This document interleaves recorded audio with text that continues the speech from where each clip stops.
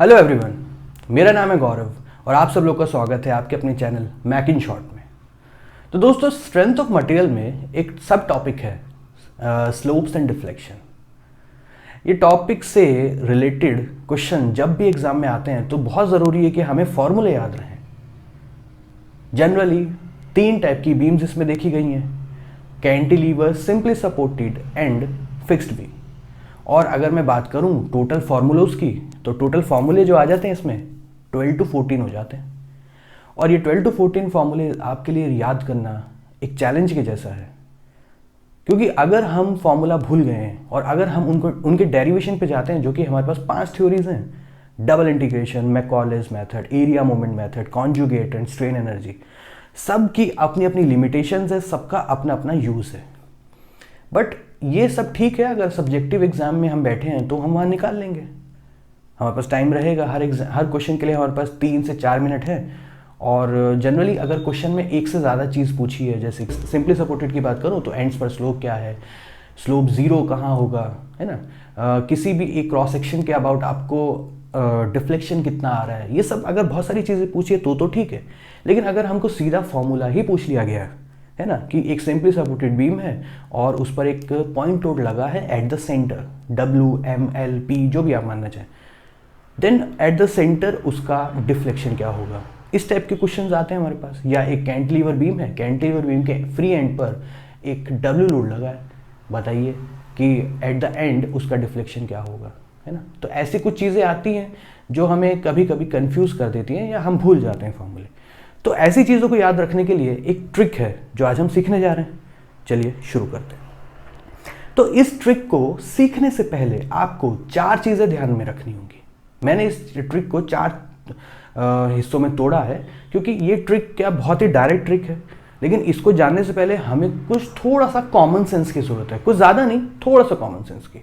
अगर हमने एक बार अपनी तरफ से ये टॉपिक पढ़ रखा है तब हम इससे ज़्यादा जल्दी कनेक्ट हो जाएंगे, ठीक है। अगर आप पहली बार देख रहे हैं तो प्लीज़ अपनी बुक खोलिएगा, एक बार फॉर्मूले ऊपर से रिव्यू जरूर कीजिएगा, एक बार पढ़ें, रीडिंग लीजिए उनका, आपको समझ में आएगा कि मैं किस बारे में बात करने जा रहा हूँ। तो सबसे पहली चीज़ है बेसिक फैक्टर। बेसिक फैक्टर मतलब कि आप कोई भी फॉर्मूला उठा लीजिए, चाहे वो सिंपली सपोर्टेड से हो, कैंटिलीवर से हो या फिक्स्ड बीम से हो, आपको एक चीज़ कॉमन मिलेगी कि सब में एक बेसिक फैक्टर रहेगा। जैसे कि मैंने बोला कि ML/EI, ये बेसिक फैक्टर रहेगा, जिसमें EI फ्लेक्सुरल रिजिडिटी है। ऑब्वियसली हम डिफ्लेक्शन पढ़ रहे हैं बेंडिंग की वजह से, इसलिए EI तो हमेशा रहेगा और ऊपर हमेशा ML रहेगा, है ना। अब आप बोलेंगे ऐसा तो नहीं है, तो ऐसा है, लेकिन लेंथ जो है यहाँ पे ये हमेशा पावर के साथ आएगा एक, और नीचे एक कांस्टेंट के साथ आएगा।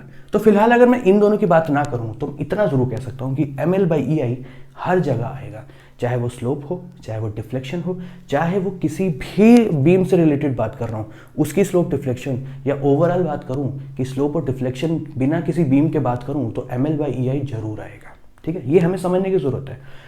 एक बार आप फॉर्मूले देखिएगा साइड में, आपको ये फैक्टर हर जगह मिल जाएगा। दूसरी बात, एक ट्रेंड हमें जानना होगा कि कोई भी पर्टिकुलर बीम अगर मैं उठा लूँ तो उसमें L यानी कि लेंथ की जो पावर होगी वो हमेशा स्लोप में एक कम होगी डिफ्लेक्शन से। या उल्टा बोल देता हूँ कि अगर हम पहले स्लोप निकालते हैं तो अगर स्लोप में लेंथ का जो भी पावर होगा डिफ्लेक्शन में एक ज़्यादा होगा।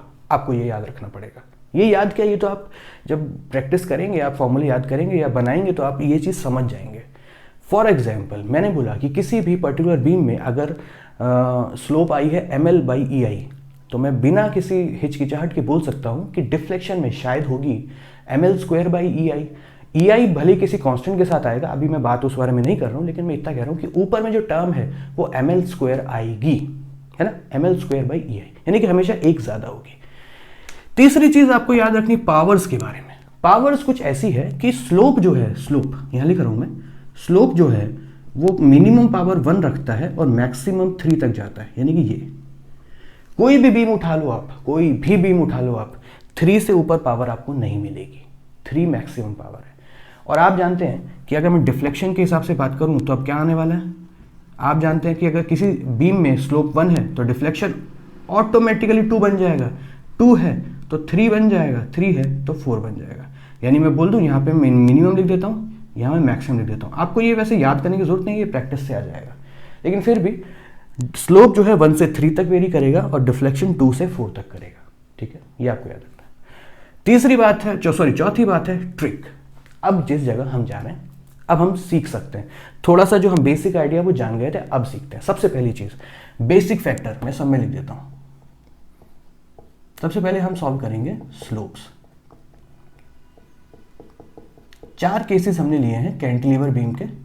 पहला केस है जिसमें कॉन्सेंट्रेटेड मोमेंट लगा है, दूसरा केस है जिसमें कॉन्सेंट्रेटेड पॉइंट लोड है एट द फ्री एंड, और उसके बाद है यूडीएल और एक है यूवीएल। ठीक है, एक वैसी आउट ऑफ द वे बात बता रहा हूं, यूडीएल और यूवीएल में एल की पावर हमेशा चाहे स्लोप हो चाहे डिफ्लेक्शन हो सेम आएगी। जो इसके लिए आएगी वही इसके लिए आएगी फॉर स्लोप, और जो इसके लिए आएगी फॉर डिफ्लेक्शन। ठीक है, ये हम कुछ चीजें क्योंकि सीखना पड़ेगा साइड से। कोई भी ट्रिक इतनी डायरेक्ट नहीं होती कि आपको हमेशा दे देगी, सिर्फ एक आइडिया देगी, आपके दिमाग में एक ऐसी चीज बैठा देगी, एक ऐसा लॉकर रूम बना देगी कि जब भी आप वो क्वेश्चन देखेंगे तो आप वहां जाएंगे, उस लॉकर रूम को खोलेंगे और आपको याद आ जाएगा कि ऐसा ऐसा था। ठीक है, चलिए अगर आप लिखना चाहें तो मैं यहाँ भी बना देता हूँ। सबसे पहले बेसिक फैक्टर लिख लेते हैं, ये लीजिए।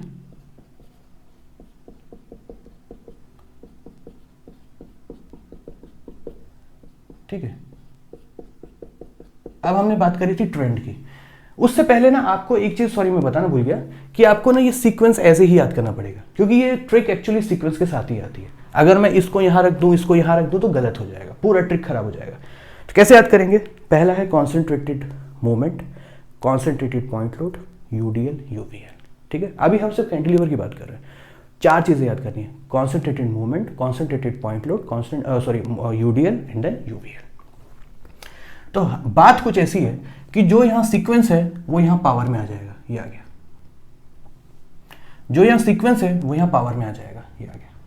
जो यहां सीक्वेंस है वो यहां पावर में आ जाएगा, जो यहां सीक्वेंस है वो यहां पावर में आ जाएगा। लेकिन आप जानते हो इसकी पावर 4 नहीं हो सकती, इसकी मैक्सिमम 3 है, तो मैंने यहाँ पे 3 लिख दिया। और मैंने आपको थोड़ी देर पहले बताया था कि यूडीएल हो यूवीएल हो, दोनों में पावर्स चाहे स्लोप की चाहे डिफ्लेक्शन की सेम आने वाली है।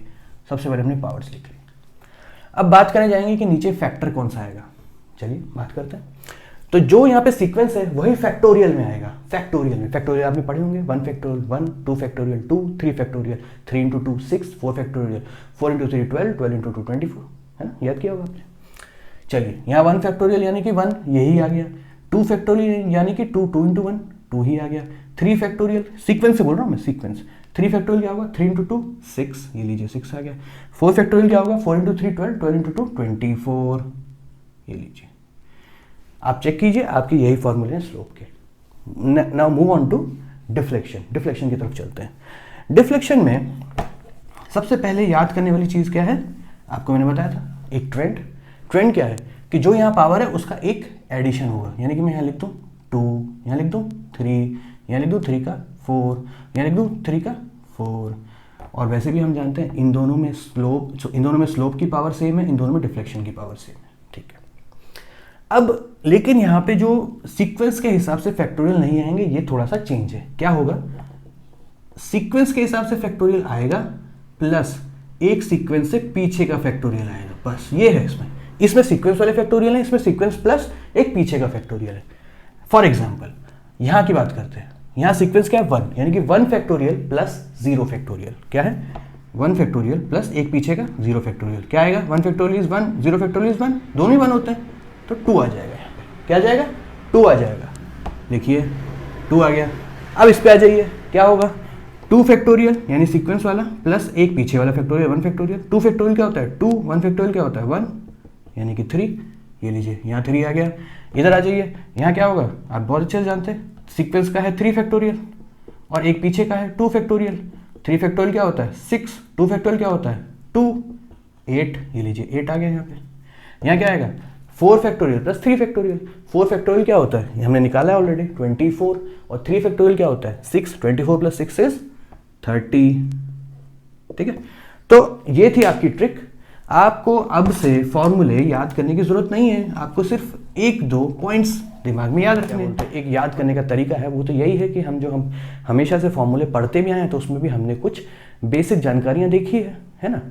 तो दोस्तों ये था आज का छोटा सा एक ट्रिक कैंटिलीवर से रिलेटेड। अगर आपको ये वीडियो अच्छा लगे तो तो इसको लाइक कीजिएगा और कमेंट में मुझे बताइएगा कि आपको आगे फर्दर वीडियो चाहिए जो कि है related to fixed beams also to simply support beam.